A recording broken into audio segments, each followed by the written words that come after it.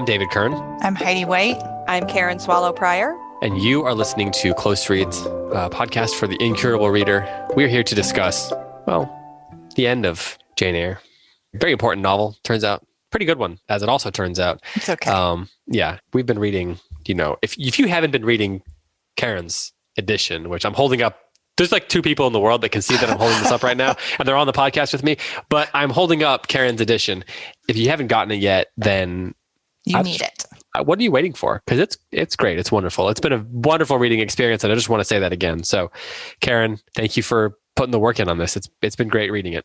Well, thank you. It was a joy, and I'm glad to share that joy with others. It's been fun seeing people who, like me, are rediscovering Jane Eyre. Or discovering an affection for it. I respected it before, but this reading has brought me, I'm learning to love it, I think. And this, that is in part because of how lovely this reading experience is. Zealous we have been in our that too. Apologetic of Jane Eyre. But there's just so many questions, and the writing is so good, and you see the craftsmanship that this brilliant writer put into it. And so thank you to you both for kind of unpacking that and showing me what's there. As always, it's wonderful. I've heard from a lot of listeners on Facebook and an email saying similar things, that they had respect for Charlotte Bronte, respect for Jane Eyre, but they didn't love it, and now they feel like they're getting closer, moving closer in that direction. Now, of course, there's plenty of those people who've just been obsessed with this book since they were 12 years old. And there are some alternate opinions as well, which my guess is that will show up in our Q&A in particular. So with on that note, we're going to do chapter 34 to the end of the book today.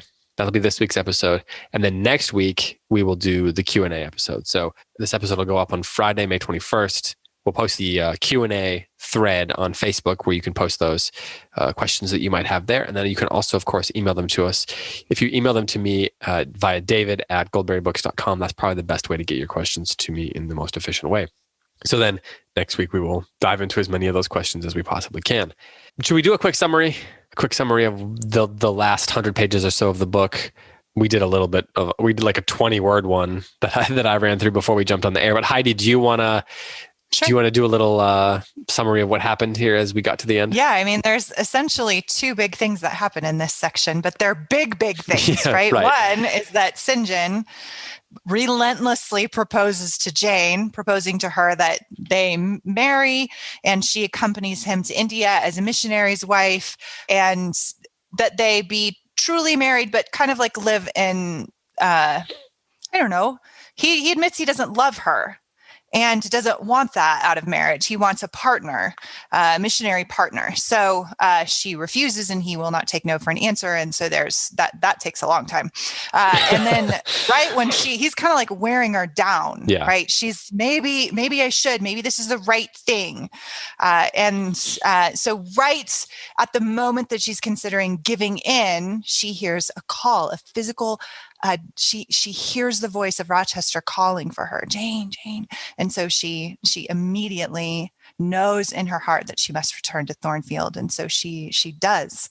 And upon returning, she finds that Thornfield has been burned to the ground. And because Bertha, the crazy wife in the attic, has succeeded in her dastardly plan. I guess you could interpret it not as dastardly, merely as mental illness. So forgive me for that. That was an interpretive statement. And I'm not even sure I agree with it. But anyway, so Thornfield is gone and Rochester is injured and wounded. Adjective from the record. Yes. Strike it. Yeah. And then he is not only wounded in body, he's blinded and crippled in his hand, but he's not only that, he has also been chastened and repentant in his soul. And so they then now he is free to marry Jane, and they find each other finally, and at the end they're happy. And it's just so great. Okay, so you already know my opinion about that. There's a handful of questions that I think are worth discussing. You each will have your own things do you want to discuss as well. There were two things that especially got me thinking while I was reading. One, we will hold off on because it's about the very, very ending, and particularly what is the epilogue or the conclusion or whatever she calls it. I can't remember offhand. But then the other one is about St. John, because as I was reading, I kept comparing St. John to Rochester, which I think you're supposed to do. And I kept wondering, is St. John actually just a worse guy than Rochester? And so I would love to know how do you think about St. John? Because Jane herself seems very conflicted about him. I mean, actually, in a way, she kind of seems to see him for who he is, but that's what makes her conflicted. Because even when she talks to Rochester at the end, she says, this guy's got all these virtues, but he also has all these flaws. And so for you, one way of asking this question is, for you, do the flaws outweigh the virtues in this guy? Or is he dastardly? Because this is a complicated guy with some of these scenes with Jane, and his pursuing of her and the tactics he uses are downright dark. Karen, you unmuted yourself first, so I'm going to take that as your hands up first and you want to talk. So the floor is yours. My hand is up. I do want to say before I talk about St. John, if I ever thought of this before, I've forgotten, but I don't really think I have in this crystallized way that what Heidi was talking about made me see, or it just came to me again, but it's so clear now and so obvious. I don't think I included it in a discussion question, which I wish I had. But really in this comparison between Rochester and St. John and the two relationships, I mean, I know it's so obvious it's going to hurt me to say it. But what Rochester offered earlier was love without marriage. And what St. John offers is marriage without love, right? I don't know, if that was really obvious, I missed it or forgot it. But so St. John, right. So St. John's character, he is, as I mentioned in the discussion questions, he is being presented as sort of this, the stereotypical, almost a caricature of the severe Calvinist Christian who was part of that movement, and that sect was part of Bronte's life and part of discussion in the culture of the time. So in that sense, he is sort of a realistic character. And I do think, we can look at these later, but he definitely is manipulative in ways that are similar to different but parallel Rochester's kind of manipulation. But he is sincere. He is earnest. And even though I think this is when I teach, no matter what I teach, but especially when I teach novels like this, I can't help but offer bonus advice to my students that they didn't pay tuition for. And one of the things I say over and over in many contexts, but also this one, is that that sometimes when we are judging or deciding whether or not to be with someone, to partner with them for the rest of our lives, the decision does not and should not always come down to what that person is like, although that's obviously part of the decision, a big part of it. But it also comes down to whether that person is a good person for us. And so even if St. John, so I can imagine St. John being a good partner, a good husband to a different kind of woman. But he is not going to be a good husband for someone like Jane. And that's the temptation, that a good person does not always make a good match. Now, that's not to underplay St. John's flaws. He does have flaws, but I think the more important theme throughout this entire novel is not so much whether people are good or bad. They're very complicated. They are gray, not black and white, but whether or not they are Jane has to decide whether they are the right person or the right model, even in terms of her other friendships that aren't romantic. Are they the right person for her? Are they models for her to follow? And in this case, clearly St. John is not a good match for Jane. I really love that. I think that's super wise. I wish I was in your class. I could hear all of the other bonus wisdom that you provide. I would not be paying tuition for. That's just Karen's other book. Right. Advice you didn't pay for. I'm going to read that.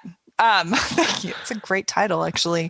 I think that both of the men in this novel are going to be judged harshly by modern standards. And I think that this is some of what the purpose of podcasts like this are, is to say, as C.S. Lewis said in his masterful introduction to Athanasius on the Incarnation, that is just a classic in itself, this essay by Lewis, on the reading of old books. And he says one of the purposes of reading books from past generations is that through them, we take a critical gaze at the assumptions and the ideals of our own generation. And I think that one big mistake that modern readers have with Jane Eyre is to look at it by the modern standard of what makes a good man and what a man ought to do to pursue a woman. And in so doing, will automatically discount both Rochester and St. John as, gaslighters, abusive, like not giving her freedom, all these different things. And I'm not saying that that's not there. I think it is there for both of the men. But I also think, as Karen said, that it is also worthwhile to look at these men through the lens of what it means to be just a complicated human being. Exactly what you said, that we can condemn those traits that are controlling and abusive in the way that they pursue Jane in both cases. And then, but also say, is it also possible for such a man who would do such a thing to be complex enough to deserve a second look and some mercy on our part? And I think that both of them do. And so I do not think that St. John is a bad guy. I just think he's not the guy for Jane. And she sees so you're that. on the same page there. Absolutely. And to go back to, to tie this together with what the wisdom from Lewis, I mean, both Rochester and St. John are products of their culture, right? So the behavior that we see differently would have been normal and expected at that time.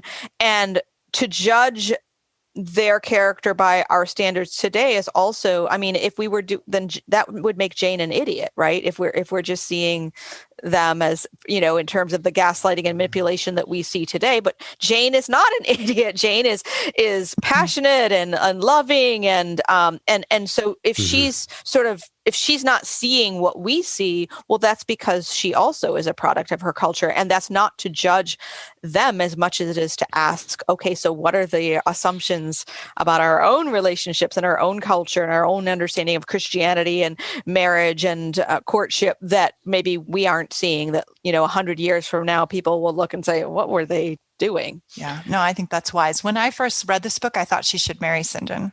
When I read this part of the book, partly because I was reading the Puritans at the time and was like very interested in Calvinist theology. And I thought it was a bit, this is going to tell you a little bit about my vacillating inner life at this time in my life. I thought it was refreshing that somebody was actually just saying, you should do the right thing. Mm-hmm. I thought maybe she should marry this guy. He seems coming on a little strong, but maybe this is like this redeeming man from this, passionate storm-tossed soul that is Rochester. And so I fell for it. She wonders that. Yes. And as an adolescent, I didn't have those preconceived notions of what you're supposed to think about the book. And I remember reading it and being like, I fell for the trap that Bronte was giving me. There it was, just right in the middle of the road, and I fell in.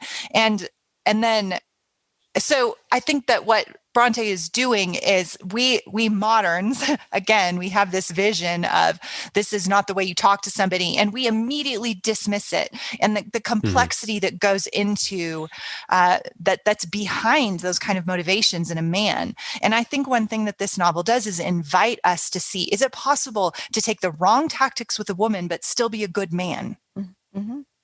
Well, and to invoke a Heidiism, which I've come under the influence of these past weeks, is, both St. John and Jane in this part of the novel are tempted to give in to duty at the expense of desire, right? When those two things really need to be balanced out, or when they can be. And I mean, even St. John is driven by duty.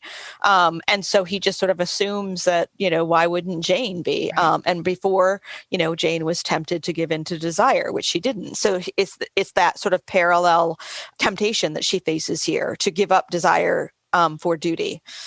So then in the end, is her reconciliation with Rochester, a reconciliation of those two things as well? I think so, yes.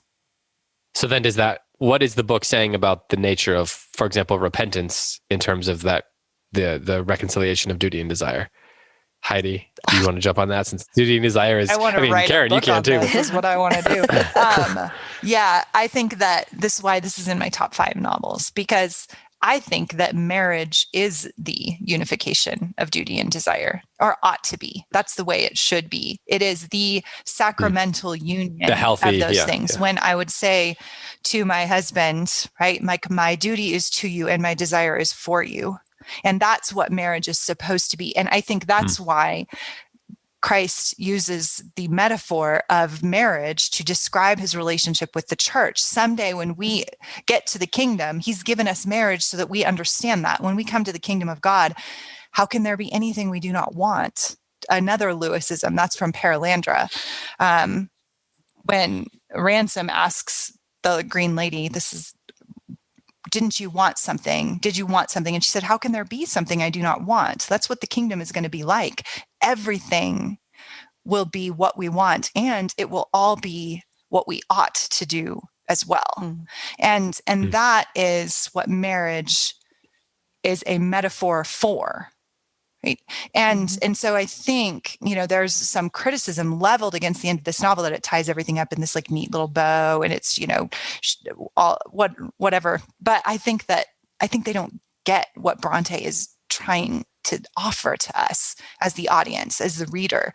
It is that what Rochester, he was so desire driven, he had to come to a point of repentance. And he does, right? Because everything that he loves is taken from him. And in which case he was left with nothing. It's like an O'Connor dark grace. That's exactly what it is. And because he was left without Jane, and then he loses his home, and yet he still, even though it was his wife who took all that from him in his mind, this is the story he's telling himself, right? Then he still tries to save her, and in so doing performs a redemptive act that leads him to repentance. And then he is thus worthy of Jane and can give her both duty and desire, and not just one without the other. And what Jane has done is reject the life of pure duty, which would be the way she's tempted with St. John, right? And in rejecting that, she is made worthy of Rochester, and then they can bring those two parts of themselves and be unified together. And I think I don't think it was intended to be an allegory, but I think that it has that level of allegorical interpretation embedded within the ending of the novel. And I think that's why it makes it so satisfying. And it's not, I want to counter I think I would call it a more superficial reading that sees it as tied up in a neat bow. It really isn't tied up in a neat bow. I mean, yes, she ends up with the man that she desired in the beginning, and they're married, and they have children and all of that. But again, if we're reading it beyond that level, and this is where feminist critics have offered, I think, some good insights. I mean, to think that Jane can only be a suitable match for this powerful, wealthy man after he becomes blind and crippled, not, and I'm using, a word that goes with the times there, but he had this withered hand, and had lost most of his vision. Those things do end up on the mend before the novel closes, but the fact is that the man that she wanted at first has become less of a man in many ways, and that's kind of troubling. That's kind of wow. That says something, that in order for them to be truly equals, he has to be physically maimed, and there's a lot to think about in just sort of recognizing that literal kind of fact and its significance in a deeper way. Should we wait to talk about the conclusion? I mean, because so when we talk about it being wrapped up neatly, let me put it this way. I don't want to make a judgment, but I do want to ask a question. What would have been the effect of the novel had it ended at the end of chapter 37 with the sentence, "We entered the wood and wended homeward," which, by the way, great sentence. Instead of adding the conclusion, which begins, of course, "Reader, I married him," very famous line, and then explains, for example, it explains what happened with St. John, and it talks about their life together and her life together with Rochester, obviously. So kind of take us back to the beginning in terms of it brings back Adele, and it, it's an epilogue. It ties up the loose ends, if nothing else. What would have been the effect besides not having tied up loose ends had she not included that conclusion? Karen, what do you think about that? Well, we don't want to skip over that famous line, "Reader, I married him," and the significance of that. I mean, the reason why that is so significant is not just because, love and marriage, which is wonderful, but it's also significant because Jane, this voice of Jane, who is the subject, who carries us forward through this and whose perspective we are seeing through in the entire novel, she doesn't say, "Oh, reader, he married me," which would be the stereotypical at that time, the sort of the expected way of putting this. She says, "I married him." She is an agent. She does the action, and that is so important. So we wouldn't have that important line that gives voice to Jane. You and I were talking a little bit about this just briefly, David, via text this last week, and I have been thinking about it ever since. This is one thing I really like about David Kern on the show. I never question authors structural unless it's such a glaring flaw that it's really obvious. I just accept them the way they are. David doesn't do that. He asks the question, does the book need this? Right. And I think it's actually a really good question. Just to clarify, it's not me saying that I know more than Charlotte Bronte. It's no, just trying to understand why. No, not at all. You ask the question, and it's actually made me a much better reader because I start noticing those things too. And that's what reading in community is for. I went back and reread it after that conversation, David, and I like the chapter because I want to know what happens. And it has been, let's look here, 730 pages, minus a couple with Karen's question on them, of them not together right? And so then I like a little extra because I don't want it to just end with them winding homeward. I want to know what happens. Did they get married? Do they have kids? Are they happy? But I have to say, my preference is for the chapter, but I think that you're bringing up a valid point. Does the book need it? I don't know. Maybe not. How did I put it to you? I think I said something like, I guess I could look at my texts, but I said something like, I think if it ends at "we entered the wood and wended homeward," she could have fit in "reader, I married him" somewhere. Let's just say that for the sake of conversation, she could have fit that in anywhere she wanted in the final, in 37, so that we still get that part that Karen mentioned, that, which I think is a really important point. That agency, her taking agency there, and that being an action that she takes, is crucial. So let's say that for the sake of conversation, that's incorporated somewhere else. I think that if it ends there, it's still I think it's a perfect novel. If it doesn't, but I think including chapter 38 makes it more transcendent. Yeah. So maybe I'm splitting hairs there, but I think if it ends there, it ends with a little bit of stasis. It's a perfect novel. The way it heightens the drama by ending there, and heightens the pathos and resolves most of the questions that we have. I mean, there'd still be Adele and St. John outstanding, but but adding 38, I think makes it another degree of transcendent. Go on. I like that interpretation a lot. I think it's brilliant. But what do you mean by that?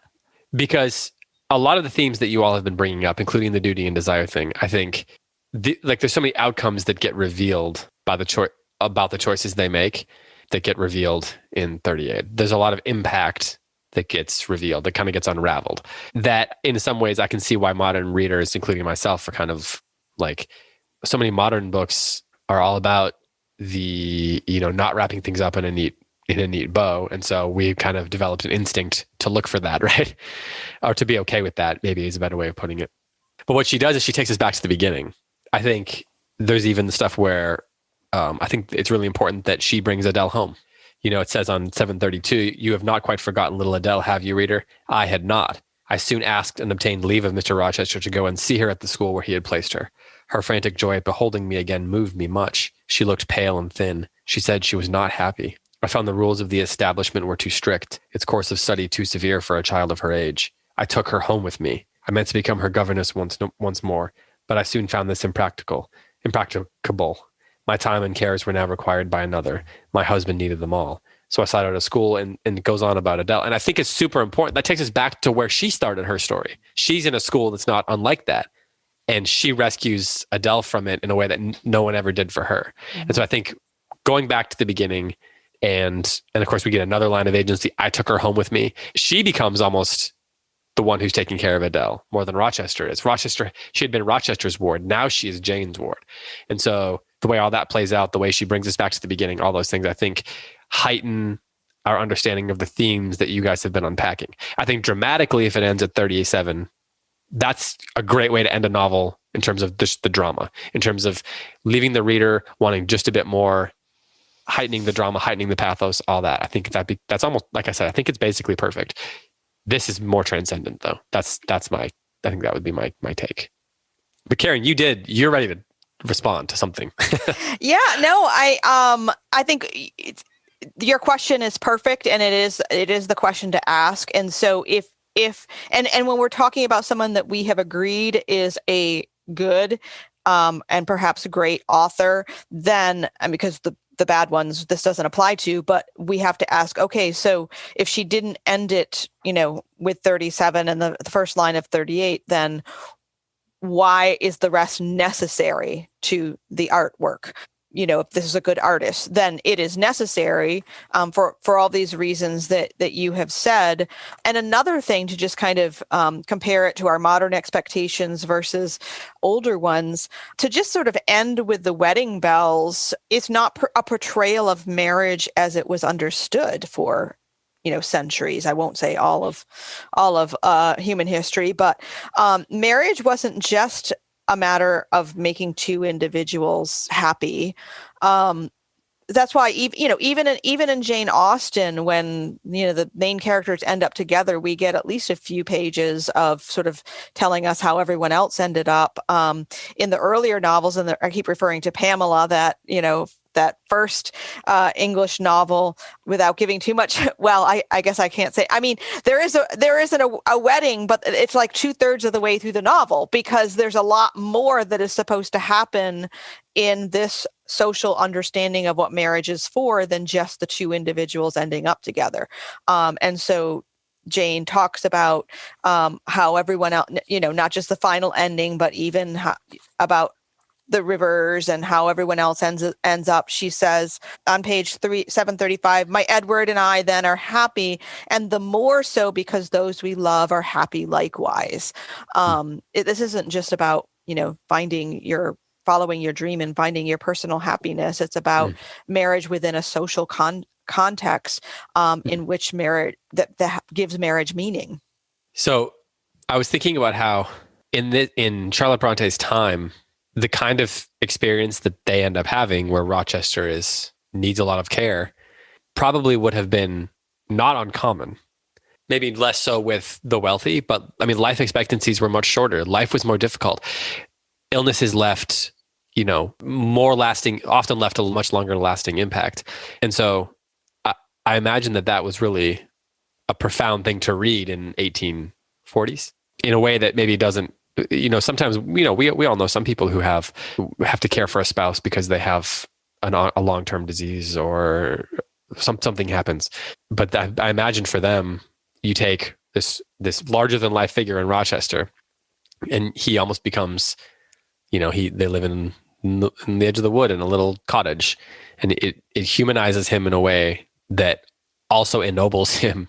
It makes him way more profoundly human. It doesn't just make him capable of winning her heart, or however you want to put it, or of her deserving of her affection. It also makes him, for the reader, it makes him more relatable. I don't know. I don't like the word relatable, approachable. Yeah. I don't know what the word is, but just the way it humanizes him is, I think, really important too. Heidi, go ahead. Yeah. To your point, no, you're doing great. To your point, on page 726, we have his statement of repentance and change, right? This is when we really know this is a new man. He's not just like his misfortunes, because in the past his misfortunes had marred him, right? And made him worse, like had degraded him morally. And after knowing Jane, this goes to your point that you made a couple of episodes ago, David, and the proposal scene. After knowing Jane, after she leaves, forces him then back without his desire and kind of takes the savor out of his immoral activities that he had previously, used as a crutch or and a distraction, because now he has this real love for a good woman. And then he loses everything again. He goes through more misfortunes, and then those misfortunes lead him to true repentance and to moral purity. And thus he becomes worthy of Jane. And on page 26, the first big clue that we have of that he's not just like a broken man now, just like wallowing in despair. We have that he finally believes that it's her and that she loves him. And then he says, "The third day from this shall be our wedding day, Jane." And then we have an important clue to the ennobling that you talked about. "Never mind fine clothes and jewels now. All that is not worth a fillip," right? And she didn't want the fine clothes and jewels the first time they were engaged. She resisted it. And this is now we have a clue as to what was going on in that chapter, that why it feels so weird to us and why like it was so off, and he was pursuing her in a way she didn't want to be pursued and trying to like kind of drown her in his wealth. And now we see he gets it, right? Real love doesn't require that. I'm not to treat her like a mistress, right? But a bride. And then down later, he describes his spiritual conversion. And this is really, really important. A lot of modern readers miss this. They miss the fact that he's had a conversion and thus is made worthy of Jane. At the bottom of page 726, he says, "Jane, you think me, dare say, an irreligious dog, but my heart swells with gratitude to the beneficent God of this earth just now. He sees not as man sees, but far clearer. Judges not as man judges, but far more wisely. I did wrong. I would have sullied my innocent flower, breathed guilt on its purity. The Omnipotent snatched it from me. I, in my stiff-necked rebellion, almost cursed the dispensation. Instead of bending to the decree, I defied it. Divine justice pursued its course. Disasters came thick on me. I was forced to pass through the valley of the shadow of death. His chastisements are mighty, and one smote me which has humbled me forever. You know I was proud of my strength. But what is it now, when I must give it over to foreign guidance, as a child does its weakness? Of late, Jane, only of late, I began to see and acknowledge the hand of God in my doom. I began to experience remorse, repentance, the wish for reconcilement to my Maker. I began sometimes to pray, very brief prayers they were, but very sincere. And then he goes on to describe the connection between them across the moors, the supernatural intervention of grace that brought them back together. And I think that this is we have to know this about Rochester. The criticisms that we've had before about him are in the book on purpose, because we had to have something about him. He is the Byronic hero, right? But Bronte doesn't leave him there. She also transforms him through his own misfortunes into a good man, a repentant man, a man who is reconciled to God and thus able to truly love his bride. And that's important in interpreting the novel. Karen, did you want to say something? I do, but it goes a little bit back. Oh, that's fine. I mean, okay.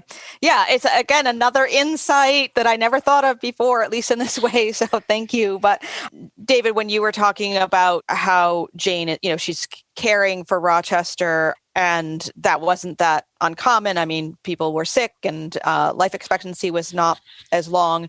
And we talked earlier, and this I hope helps to make this more believable, I guess, that Rochester's putting Bertha away in the attic, it as horrible as it is, it's not as horrible in those times as we would see it now.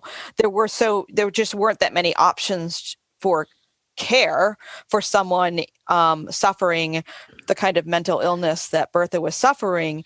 And so in some ways, as we did mention before, Rochester was taking care of her the best way that he knew how. And he was doing so with some expense and some inconvenience and so forth. But so here's the difference. This is another parallel that I'm seeing. So Rochester was caring for his ailing wife entirely out of duty, without love and desire. He was doing what he was supposed to do. And then we have Jane caring for Rochester in his weakness out of duty and of desire. So there's a parallel there, but because she is caring for him in a way that is also loving, whereas Rochester's care for Bertha was completely out of duty and not out of love, then we see that Rochester he heals, he improves.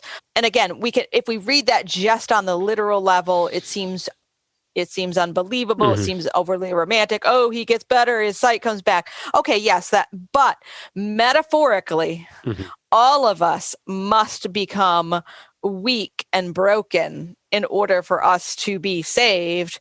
And all of us do become better when we receive that kind of Christ-like love. So we have to read beneath the surface to see the metaphysical, this transcendent truth that this novel is revealing. So there's this line that is another very interesting, just single line. On 729, he has been telling her his story to her.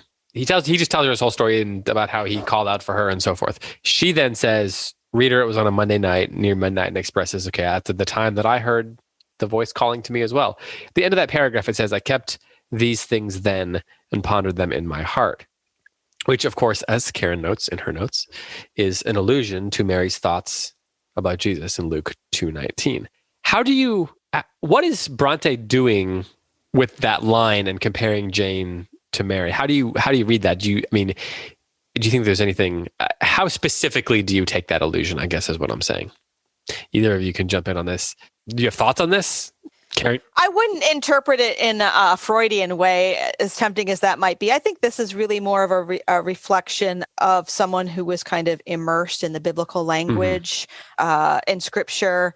And so it just, I find myself doing this and, and I have to be careful, like on a place like Twitter, to not do this, because then people, accuse you of like bad doctrine or what, because you've misapplied people something. On Twitter. People on Twitter. Yeah. Can you believe that? But so I would just take it as just, a reflection of Bronte's immersion in biblical language and applying it this way. I wouldn't interpret in a, like, oh, Rochester is like her.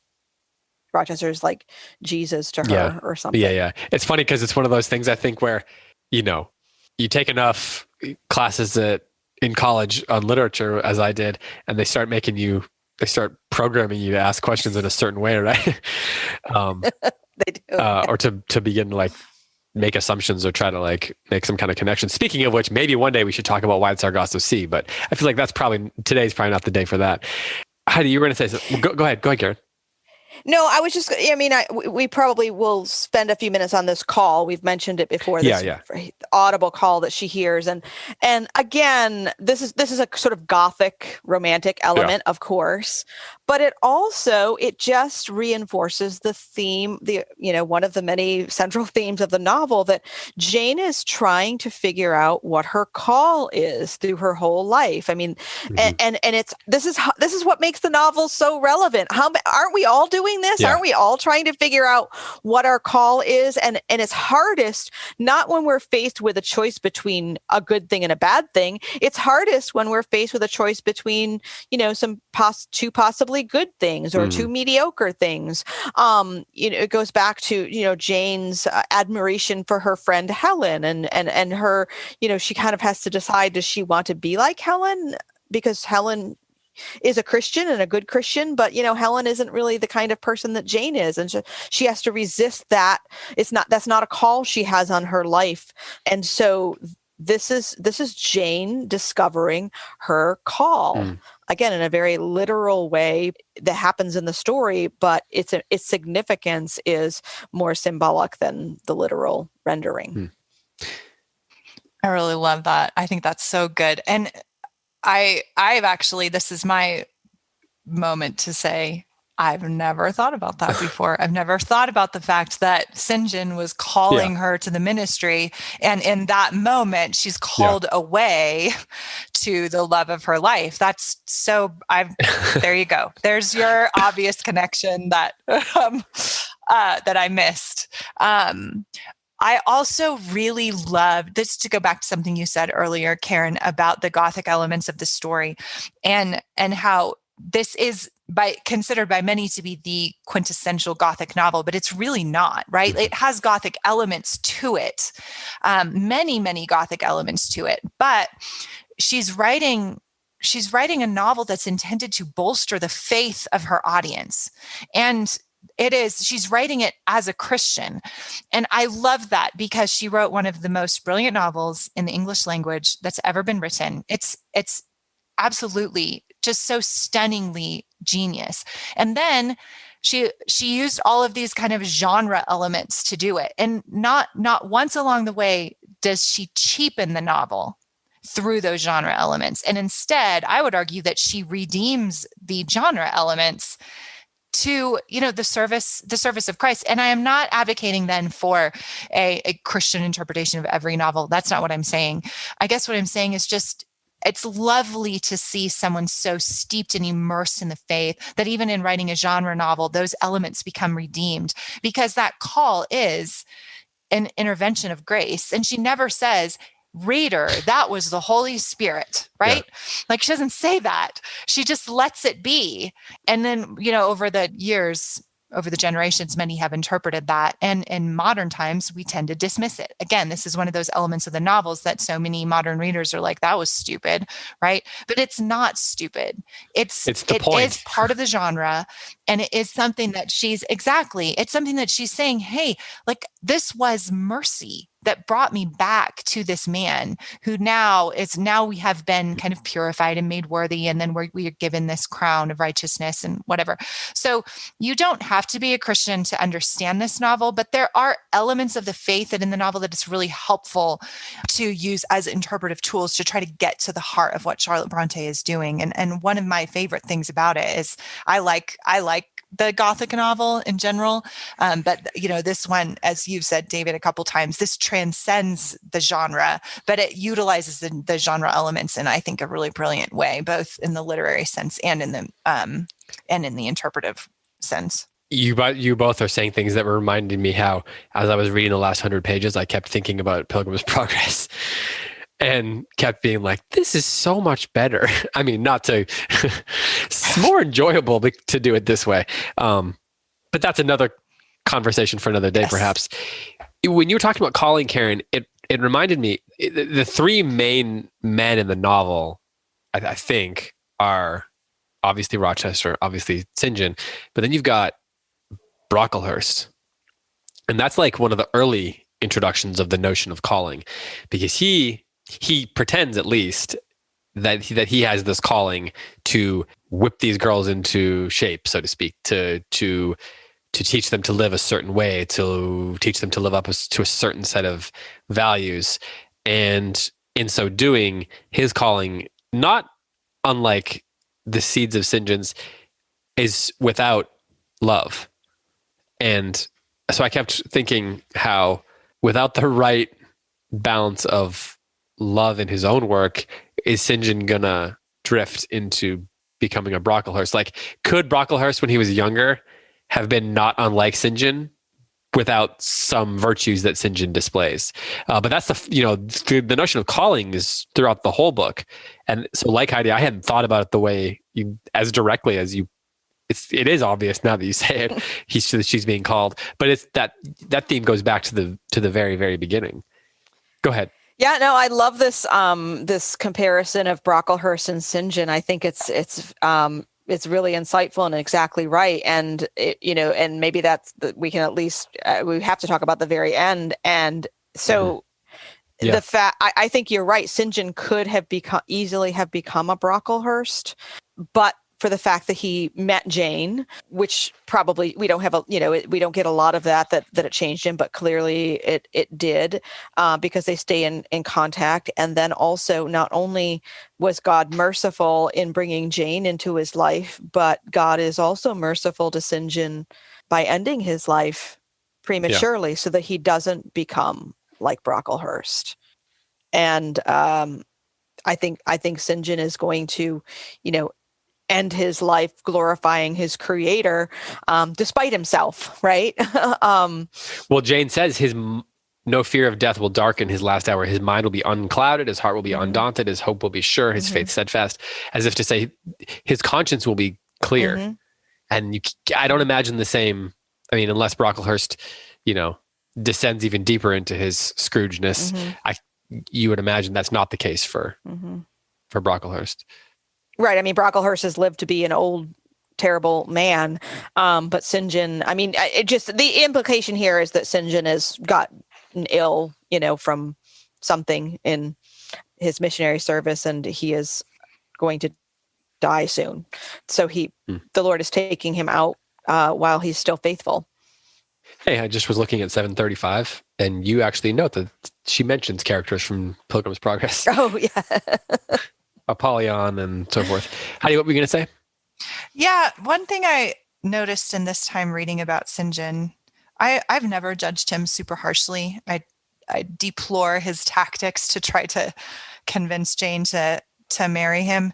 But I agree with, I think you used, Karen, the words sincere and earnest when you were describing him, and I think that that's true. And there's a purity of purpose that Jane finds admirable, and I don't disagree with her. But it did make me think of something that Josh Gibbs talks about in his talk sometimes that was so impactful to me. And Josh has said something along the lines of, part of, at some point in our human journey, we all have to decide whether or not we're just ordinary people, right? And some people have a harder time with that than others. And we try to teach our children. It's not a good idea to teach their children that you're special, as opposed to just trying to live a good, ordinary life. Exactly. It's so brilliant. And he has one particular talk on it, and I can't remember the title. I'll try to post it on the page, because we'll probably get the question. It's definitely worth the $4 download. It's so good. And he talks specifically about this idea of like telling children that they're like world changers and, all this kind of thing, rather than just saying like, you're an ordinary person, live an ordinary human life. Yeah. And that's a good thing. And because the life that we've been given, the ordinary life that we have been given, is a good life, right? It is our pilgrimage to salvation and our humility. And so, and I think that, but there are some people who are extraordinarily gifted and extraordinarily talented and have an extraordinary ability to block out, to focus and I think St. John's, I think one thing that Bronte is saying through this novel is that St. John's one of those people. And in so doing, he pays a high price, right? Because, and I think that's very clear in the novel. He is, in becoming an extraordinary person, he then has to abdicate his rights or his capacity for the ordinary things of life, like marriage and children, that are good things. And so he tries then to bring Jane into this kind of like high, extraordinary vision for life. And she's like, no, I'm just an ordinary person.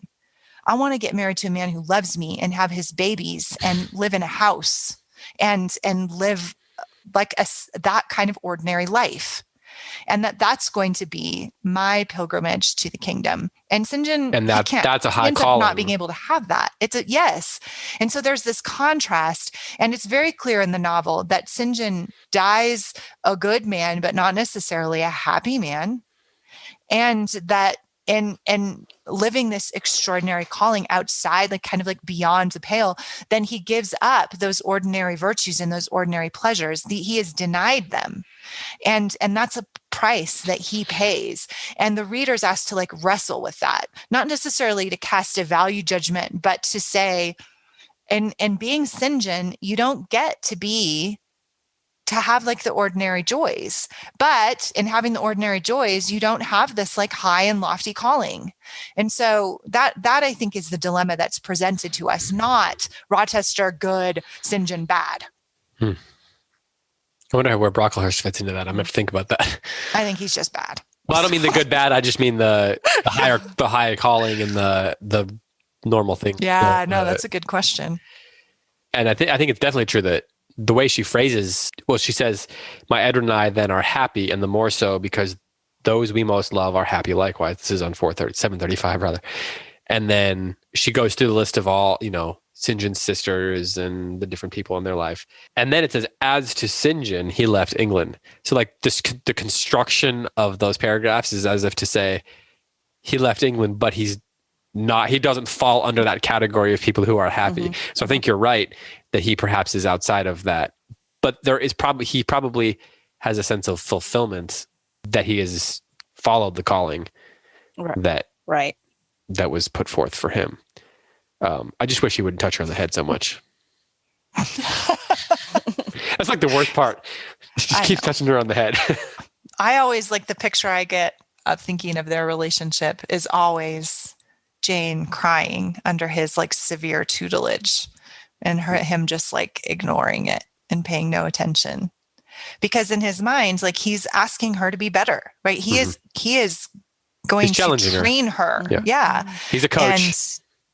Exactly. And she has this passionate heart that he knows nothing about. Or if he did, he would just want to train it out of her. And I think that's a great point. He doesn't understand her because it's so easy to judge him for the way he talks to her and the ways he thinks about her and the things that he judges her for. But he doesn't have a conception of the way she looks at the world or what's in her heart. So he can't possibly judge it accurately because it is like he doesn't. Here we go with the word empathy again. I'm just going to use it for the sake of conversation. But he doesn't have the ability to empathize with the way she lives, the way she sees the world, the way she looks at the world, as I said, the things that are going on in her heart. And so it goes back to how do we judge him? But I think there's a case to be made. He genuinely doesn't have a capacity to judge her rightly. It's not that he is making the wrong choice and is trying to manipulate her. I mean, he is a little manipulative, certainly. Definitely. But so you know what I'm saying. But that's not what's in his heart. Like he's not trying to like trick her. He's trying to like get her to understand her duty and the beautiful to join him in it and to give up all those ordinary joys of an ordinary person with him, right? And they're going to go pursue this lofty calling together.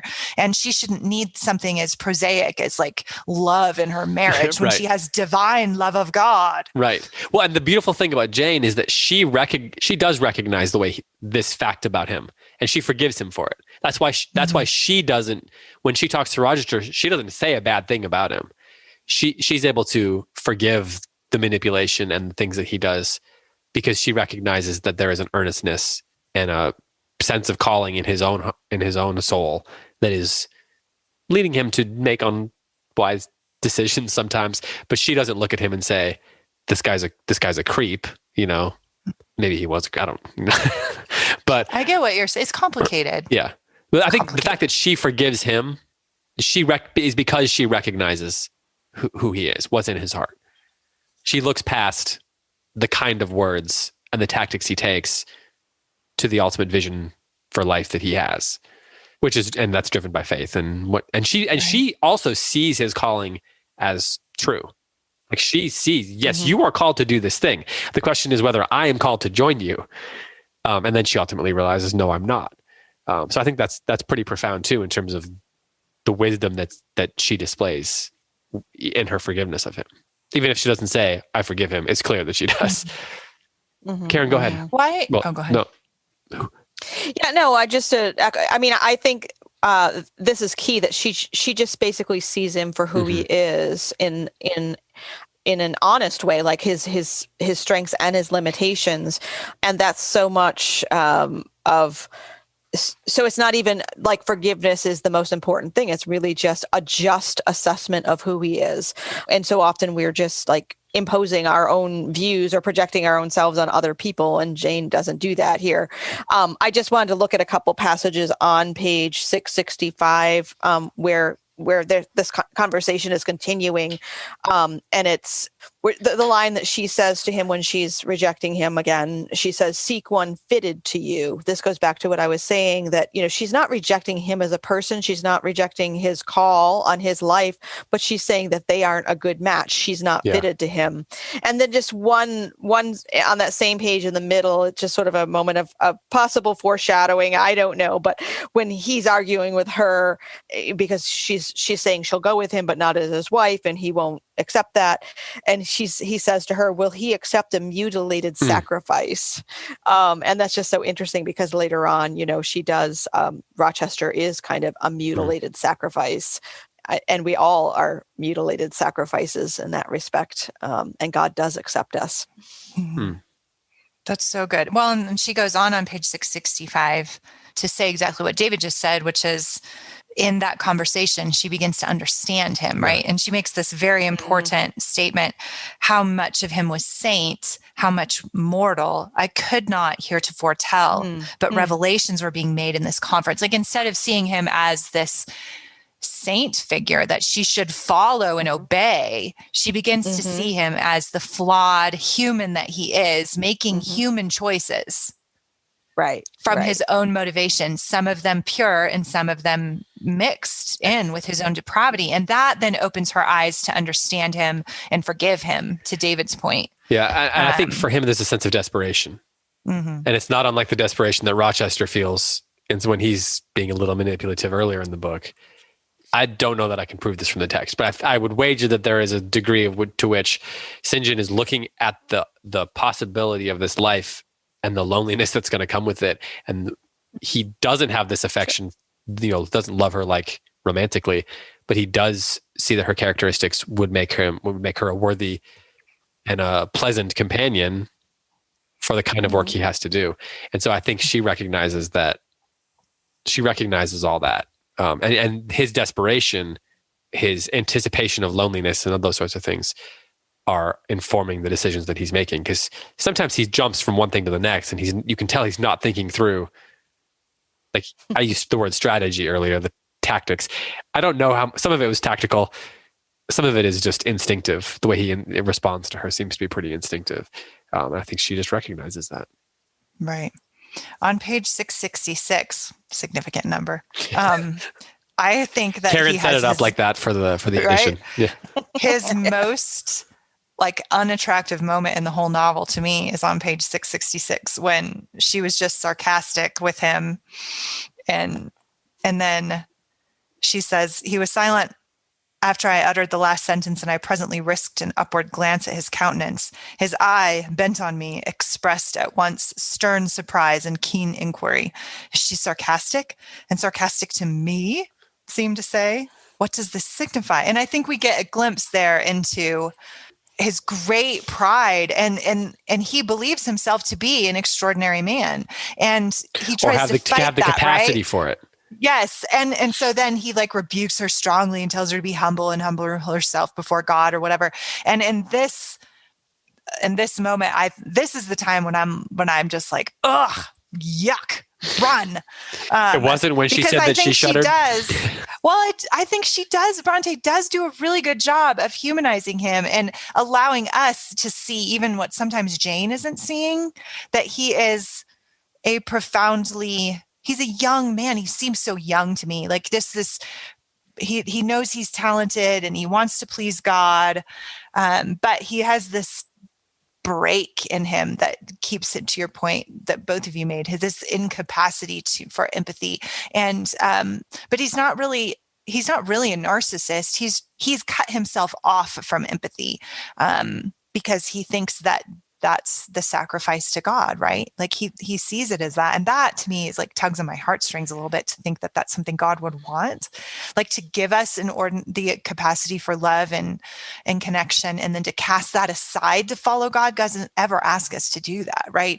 But that moment when he's like so high and mighty with her, I just kind of want to punch him in the neck. So anyway, just a little glimpse into my personal response to him.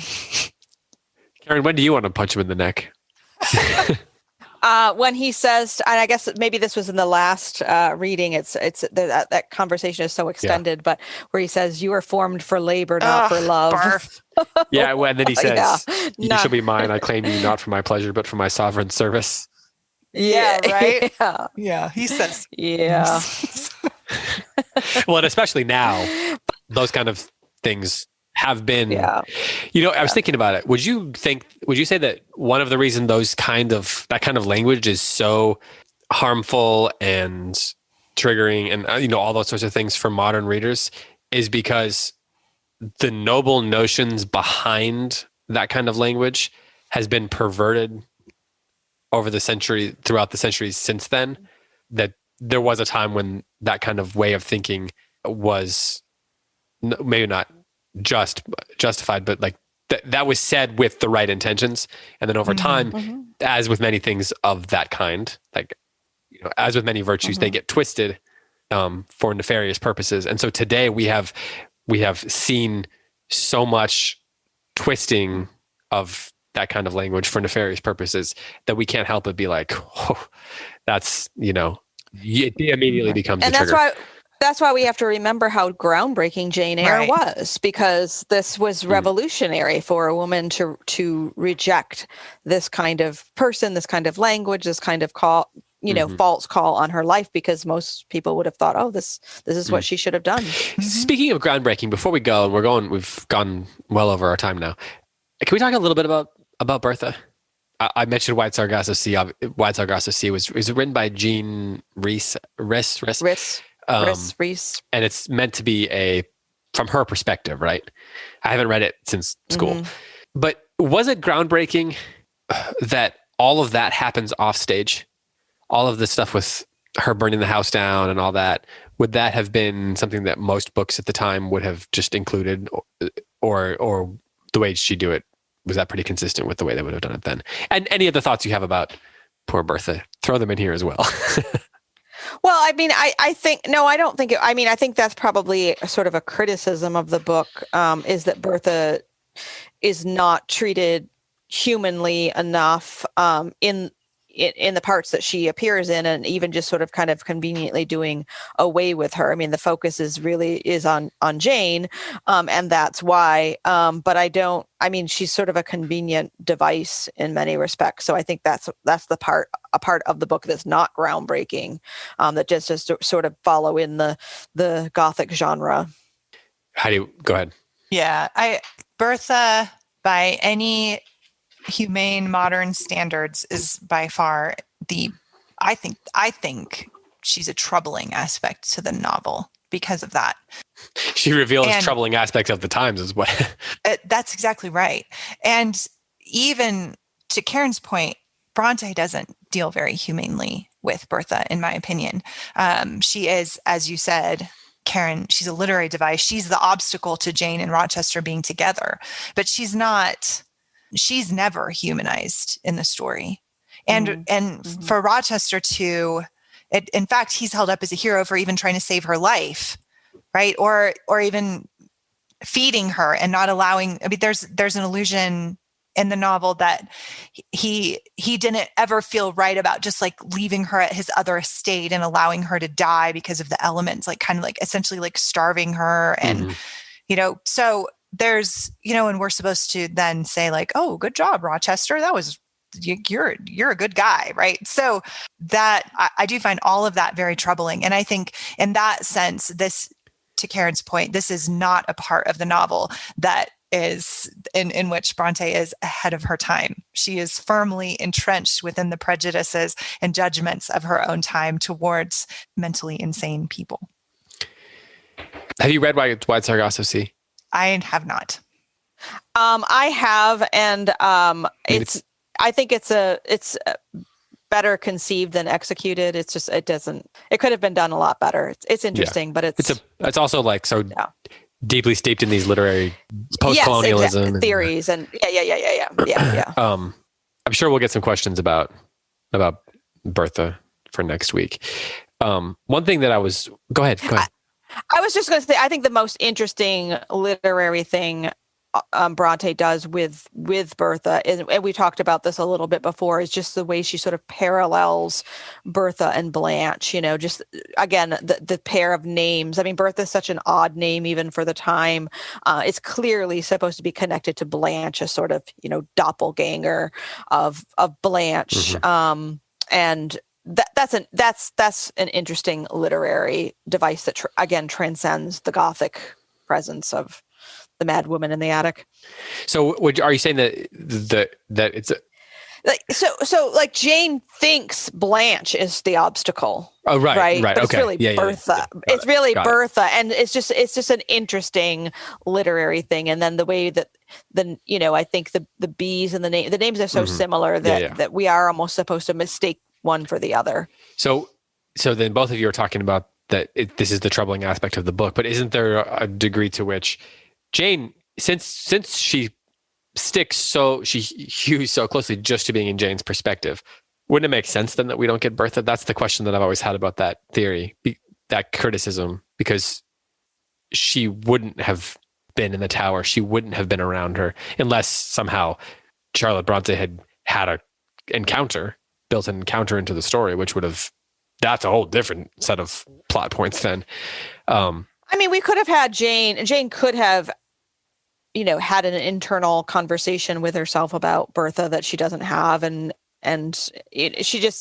doesn't have the same kind, she talks, we looked at that passage where she says at the end, they're happy because all of the people she loves are happy. And, she doesn't seem to wrestle a lot with Bertha's presence as a human being, but more just as an obstacle. Well, and the portrayal of Bertha when she is around it's almost like demonic and bestial, and it's in the words that are used, that she's an animal, she's out of control, she's trying to drink blood, she's walking at night, right? It's very vampiric.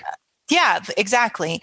And it would have been pretty easy, right, to okay, I see what you're saying. Play that down a little bit, to have like Bertha look at her with sad eyes, or even like anything that says like this is a person, not just like a demonic mad woman who's compared to a harpy and a vampire and all of this stuff. There's just such a diabolical quality to the way that she is portrayed in the novel, and that's clearly intentional.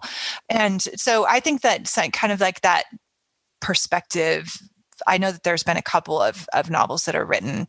I find novels like that not super interesting because they tend so much to try to present the opposite point of view from that then they kind of go the other way, and then just they're not always very complex or whatever. I'm sure there's exceptions to that.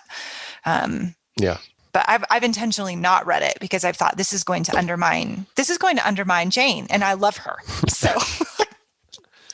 Right. Well, speaking of undermining Jane, we should probably go. Not sure exactly how that segue follows, but you've done better segues. But I'll give it to you. You had to segue. Next week we will answer your questions. So remember, we will post those on the Facebook page. That thread will go up tomorrow. Well, today, if you're listening on the 21st of May, and of course you can email them. It's David at goldberrybooks.com. Karen, any final thoughts before we do the Q&A next week? Well, if this is released in time for tomorrow on Friday, I am speaking, doing a discussion with the Trinity Forum on Jane Austen. Nice. So you can give that a listen. And also through Friday, I believe, I do want to say that my first book, Booked Literature and the Soul of Me, is on major sale in the Kindle form only. Nice. So check that out. Major sale. Wow. Yeah, like $5.99 or something. So yeah, go get that. Through tomorrow, you said? Okay. I believe so. I know it's tomorrow. Okay. I don't know when it ends. Well, yeah, if you listen to this on Friday, then gotta go get that. Gotta check that out. Heidi, what about you? Final thoughts? I don't have any final thoughts. Thanks to you both. Karen, again, it's It's so much fun to have you on once a year. And next year, we've been talking about, I think it's going to have to be Tess. People thought this was bleak. I know, darkness. Before we go, I got to ask you a question. Have you seen Once Upon a Time in Hollywood, the Quentin Tarantino movie? Because that book, Tess is actually kind of a plot point in the middle of that movie. I did see it. What was it? She goes into the bookstore to get Tess for her husband. And like in real life, that character, I don't want to give the movie away. That character gave. Okay, all right. I don't remember that, or I maybe missed it. I will check it. Next time you watch it, you should think about I'll Tess have to watch it again. as a character. Yeah. Okay. Yeah, it's worth watching again. Yeah, it is. Okay, well, we'll let you go. So with that, for Karen Sola Pryor and for Heidi White, I'm David Kern. Thanks so much for listening. And until next time, happy reading.